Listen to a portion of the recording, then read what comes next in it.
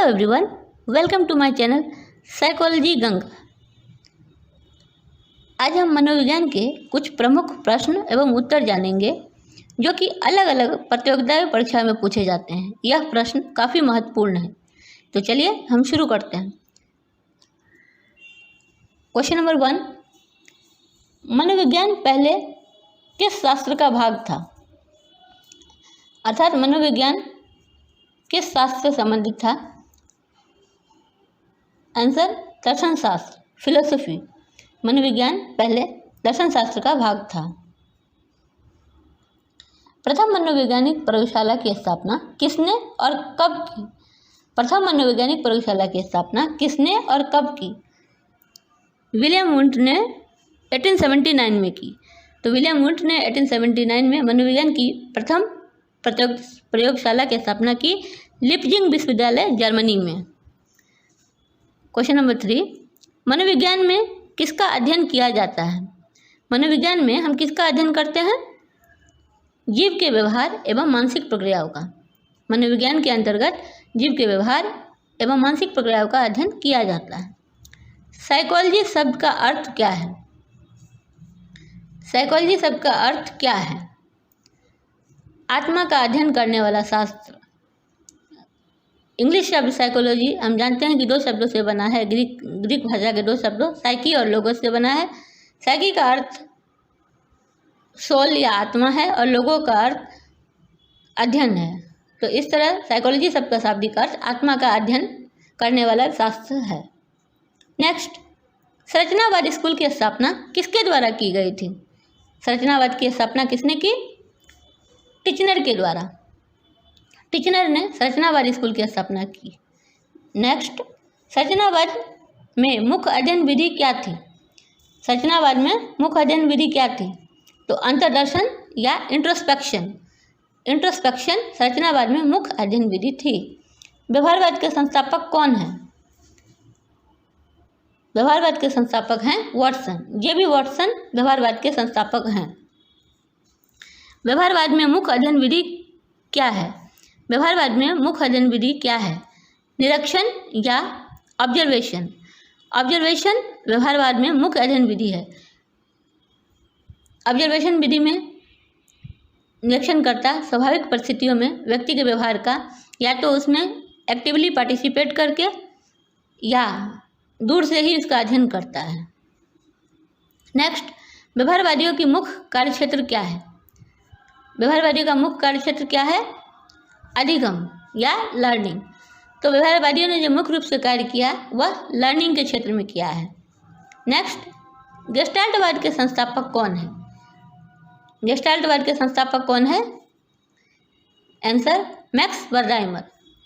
Max Wertheimer जो हैं उन्हें फादर ऑफ गेस्टाल्टवाद कहा जाता है। गेस्टाल्टवादियों ने किस पर बल दिया? तो गेस्टाल्टवादियों ने किस पर जोर दिया? तो गेस्टाल्टवादियों ने पूर्ण या होल पे बल दिया। गेस्टाल्टवादी मानते थे कि किसी चीज़ का मनुष्य प्रत्यक्षण टुकड़ों में ना करके, अंशों में ना करके एज अ होल करता है, पूर्ण रूप में करता है, समग्र रूप से करता है। तो गेस्टाल्टवादी पूर्ण या समग्रता पे जोर दिए थे। नेक्स्ट, गेस्टाल्टवादियों ने प्रमुख रूप से किसका अध्ययन किया? तो गेस्टाल्टवादियों ने जो प्रमुख रूप से अध्ययन किया है वह है परसेप्शन या प्रत्यक्षण का। परसेप्शन का अध्ययन गेस्टाल्टवादियों ने मुख्य रूप से किया है, परसेप्शन का। नेक्स्ट, मनोविश्लेषणवाद के संस्थापक कौन है? मनोविश्लेषणवाद के संस्थापक हैं सिगमंड फ्राइड। सिगमंड फ्राइड मनोविश्लेषणवाद के संस्थापक हैं, जिन्हें फादर ऑफ साइको एनालिसिस भी कहा जाता है। सिगमंड फ्राइड ने मनोविज्ञान की मुख्य अध्ययन विषय वस्तु किसको माना? तो सिगमंड फ्राइड ने मनोविज्ञान की मुख्य विषय वस्तु अचेतन को माना। हम जानते हैं कि फ्राइड ने चेतन, अचेतन और अचेतन मन के 3 भाग बताए, लेकिन उन्होंने सबसे अधिक बल अचेतन को दिया। वह कहते थे कि मानव व्यवहार अचेतन के द्वारा प्रभावित होती है, अर्थात जो अवांछित इच्छाएं होती हैं वह अचेतन में चली जाती हैं और वह अचेतन रूप से मानव व्यवहार को प्रभावित करते हैं। तो अचेतन पर फ्राइड ने मुख्य रूप से जोर दिया और मनोविज्ञान की मुख्य विषय वस्तु अचेतन को माना। नेक्स्ट,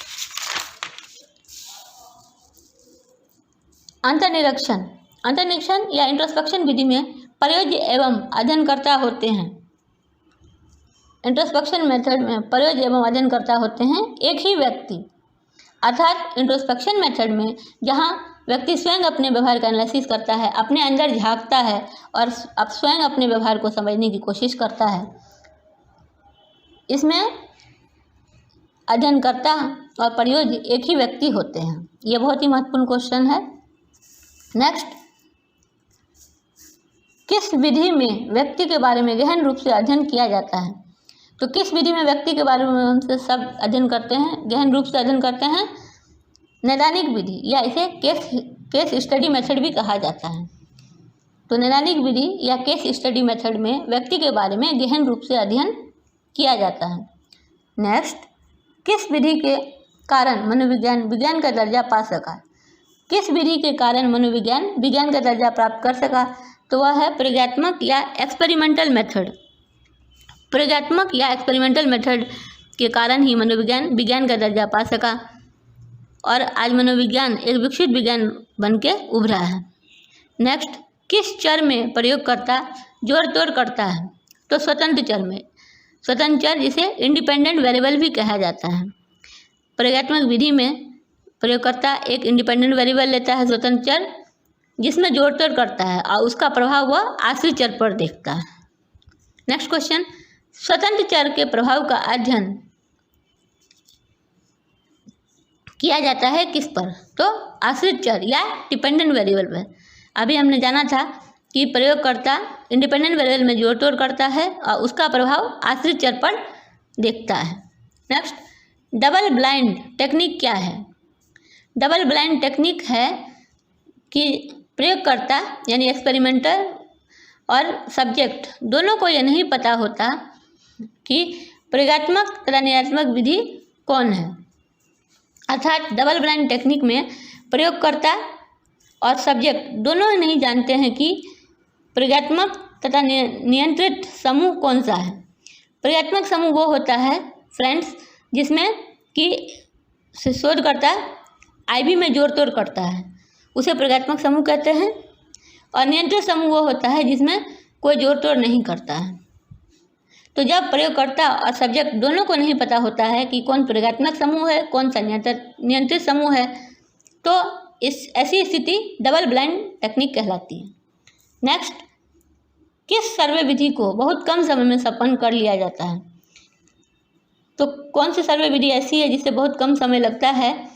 तो दूरभाष सर्वे या टेलीफोनिक सर्वे।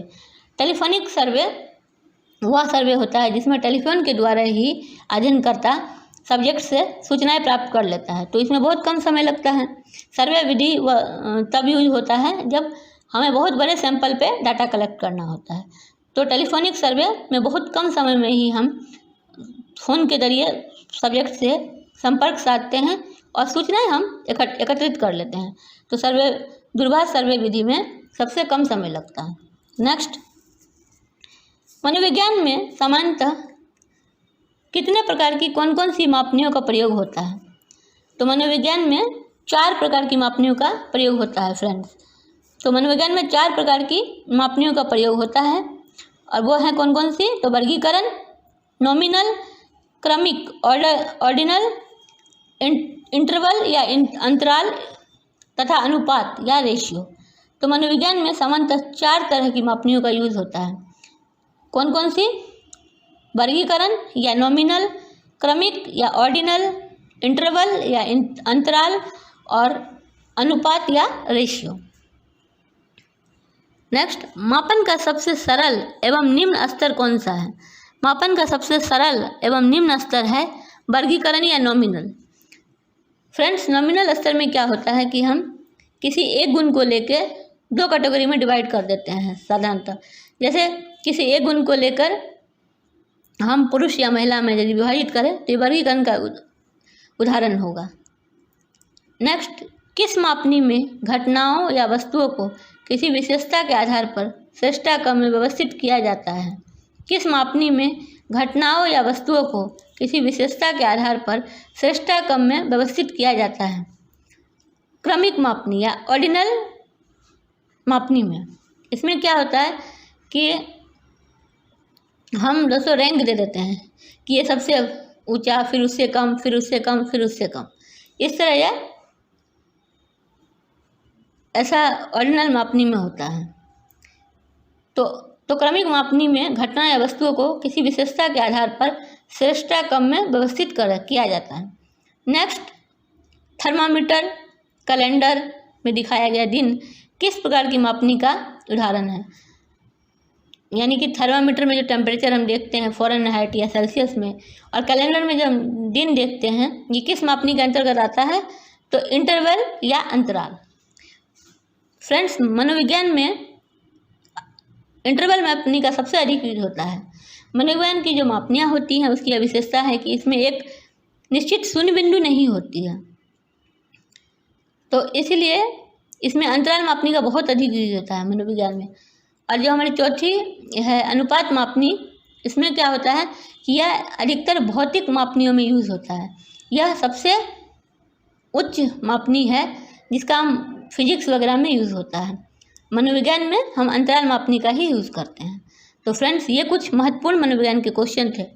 यदि वीडियो अच्छी लगी हो तो please like, share and subscribe. Thank you for watching. किसी डाउट के लिए या आप कुछ पूछना चाहते हैं तो कमेंट बॉक्स में लिख सकते हैं। Thank you for watching.